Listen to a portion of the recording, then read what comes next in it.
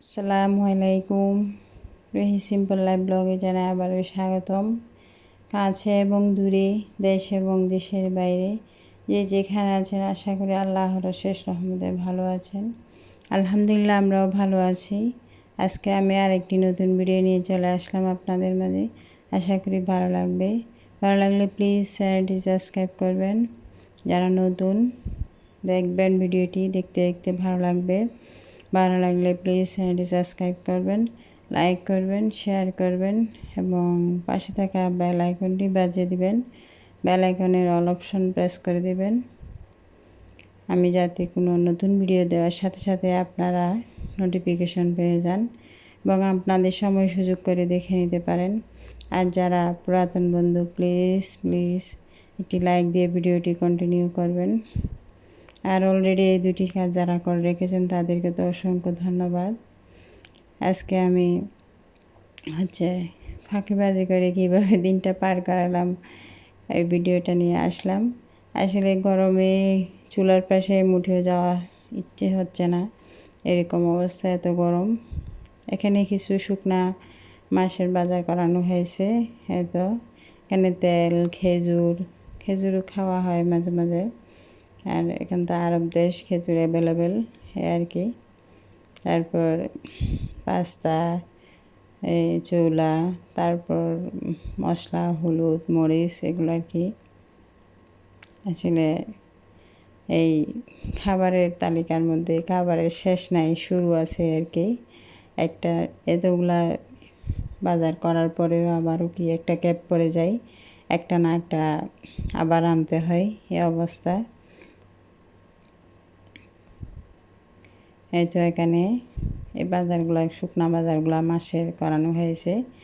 আর বেশিরভাগ সময়ই নাস্তা ঘরে করা হয়, তাই বেশি বেশি জিনিস লাগে আর কি নাস্তার। সকালেরটা বাইরের থেকে আনা হয়, বিকালেরটা ঘরে করা হয়।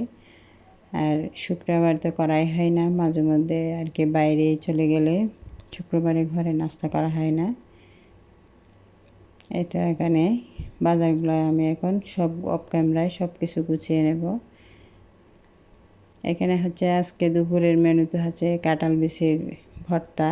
আমার শাশুড়ি মা বাংলাদেশ থেকে কাঁঠাল বিচি এভাবে ভেজে তারপর গুঁড়া করে দিয়েছে। কাঁঠাল বিচির গুঁড়া এখানে আমি এখন সব কিছু দিয়ে, তারপর লবণ, মরিচ, তারপর একটু লেবু দিলে, রস দিলে কিন্তু কাঁঠাল বিচির ভর্তা খুবই মজা হয়। এখানে দুপুরের জন্য আমি ফ্রোজেন করা আগে থেকে গরুর মাংস নিয়ে নিছি। আপনাদের সাথে তো আমি শেয়ার করেছিলাম, দেখতেছেন, আর বরফ আছে। এখন মাংসগুলো আমি ছোটো ছোটো পিস করে, তারপরে এখানে সামান্য হলুদ, মরিচ, লবণ, এগুলো একটু করে দিয়ে একটু দিয়ে দিব আর কি। কারণ এগুলো তো ওই যে ঝোলের থেকে তোলা উঠে নেওয়া হয়, তাই লবণ মরিচটা সব ঝোলের মধ্যেই চলে যায়, হালকা একটু দিতে হয়। এখন এক এক করে আমি মাংসগুলা ফ্রাই করে নিচ্ছি। মাংসগুলা যারা খান আর কি তারা জানেন ওর স্বাদ আর কি কীরকম। এই যে দেখেন, একদম মচমচে হয়ে গেছে। এই মাংসগুলো আসলে মাস পর মাস, বছরের পর বছর যদিও থাকা হয়, তাহলে মাংসের স্বাদ কমে না। এদিকে একটা সুবিধা। এখানে রাত্রের জন্য, দুই বেলার জন্য দুইভাবে রান্না করতে হচ্ছে।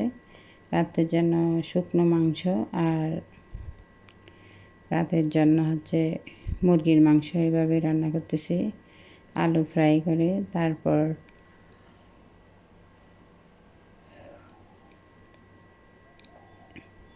মুরগিটা ফ্রাই করে একটু মাখা মাখা করে রান্না করতেছি। মাঝে মাঝে এভাবেই রান্না করি, কারণ আসলে একঘেয়েমি খাবার ভালো লাগে না আর কি।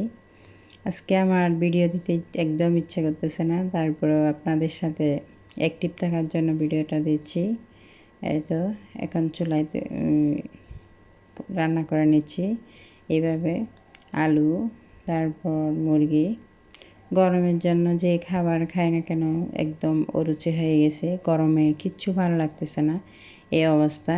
তারপর দুপুরে খাবারের পর বরাবরের মতো টক খাবার নিয়ে এসেছে, এই আম ভর্তা আর কি।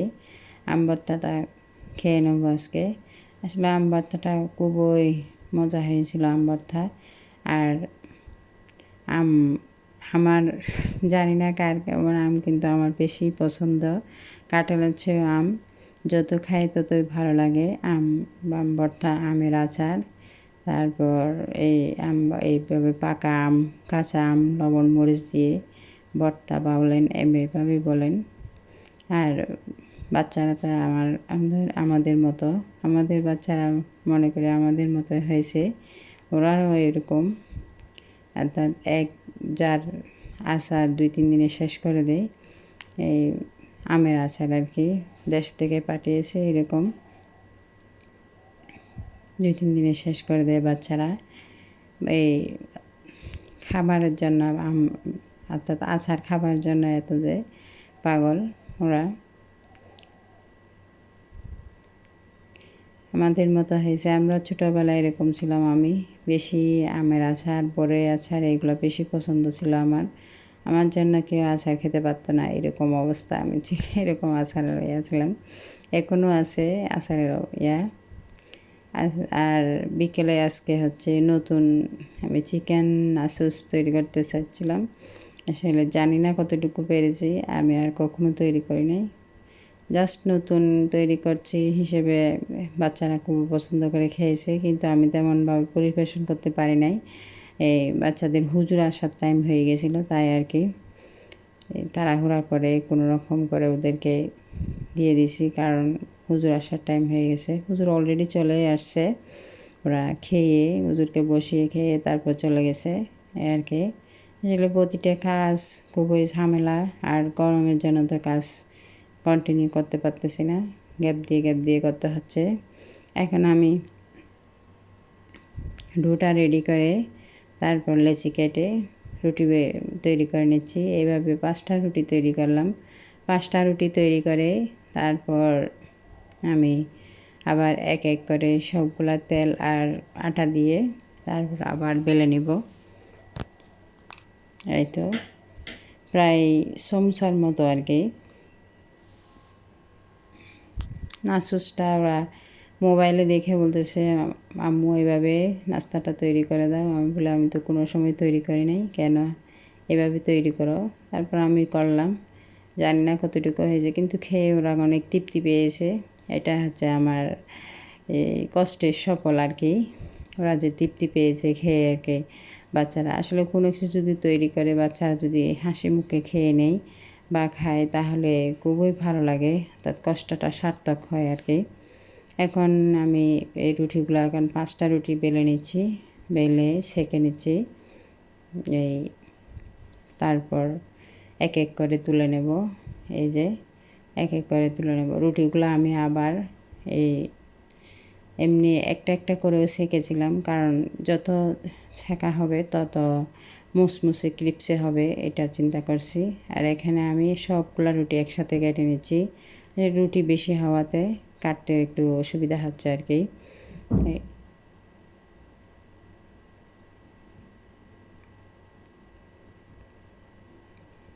এখানে রুটিগুলো আমি কেটে নিচ্ছি এক এক করে।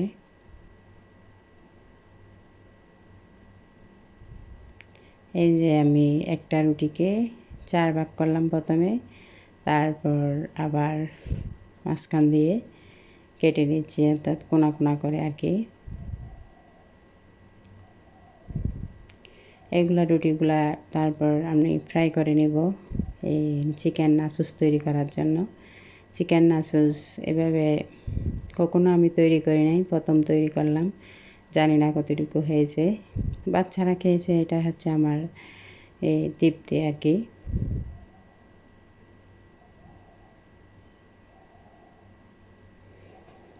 আমার কথার মাঝে যদি কোনো ভুল ত্রুটি হয় থাকে, প্লিজ আমাকে ক্ষমার দৃষ্টিতে দেখবেন, কারণ মানুষ তো মাত্রই ভুল ত্রুটিতে হয়। জানি না কার কেমন লাগে। আর আমার ভুল ত্রুটিগুলো আপনারা আমাকে কমেন্টসের মাধ্যমে ধরিয়ে দেবেন। আর আমার ভিডিওটি দেখে কেমন লাগলো, ভালো মন্দ দুটি দিক আমাকে জানাতে পারেন, কারণ আপনারা যদি আমাকে না জানান তাহলে আমি আমার ভুল ত্রুটিগুলো রয়েই যাবে। আসলে একে অপরের ভুল ত্রুটি আমরা সুন্দর ক্ষমার দৃষ্টিতে দেখে বুঝিয়ে দেব বা ধরিয়ে দেব, এটা হচ্ছে আমাদের নিয়ম আর কি। আমি যা মনে করি আর কি, এভাবে করলে আমার মনে হয় আমরা একে অপরে সংশোধন হতে পারবো। আর কতগুলো ভুল মানুষ বলে অর্থাৎ পরিবেশ বা নিজের সাথে মিল না রেখে এরকম আর কি। অনেক সময় অনেকে অনেক কথা বলে কি নেই, কোনো মিল নাই, কথা আর কাজে কোনো মিল নেই আর কি। এই শিশির আপুর ভিডিওতে শুনলাম উনি কাজের খেলা রেখেছেন নাকি দেখানোর জন্য, বলার জন্য, এরকম কি আর কি। এই কথাগুলো শুনে আসলে অনেক হাসি পায়। কাজের খেলা আমরা রেখেছি, আমরা জানি কাজের খেলা রাখা কী কষ্ট বা কাজ করানো কী কষ্ট। আসলে কাজের খেলারা ওদের সময়ের দিকে তাকায়, কাজের দিকে তাকায় না। আমরা যারা গৃহিণী তারা তো কাজের দিকে তাকায়, সময়ের দিকে তাকায় না। আমরা কাজ কিভাবে সুন্দর হবে, কিভাবে ভালো হবে ওই দিক খেয়াল থাকে। আর কাজের খেলারা থাকে কিভাবে সময় পুড়িয়ে যাবে, আমি চলে যাব ওই সময়টার দিকে থাকায়, এই আর কি। আর শিশিরা পুরো এমন এমন কমেন্ট শুনে অনেক সময় নিজেকে কেমন জানি লাগে। অর্থাৎ এটা হচ্ছে আমার কথা আমি বলতেও পারতেছি না, জড়তা এসে যাচ্ছে। কথা আর কাজের সাথে কি মিল নেই, এই আর কি। এখন নাচুসগুলো আমি একটু পরিবেশন করে নিচ্ছি বাচ্চাদের জন্য। এখানে সসেস দিয়ে দিচ্ছি, তারপর মায়োনিজ দিয়ে দিচ্ছি, তারপর সসেস দিব, তারপর চিকেন দিব।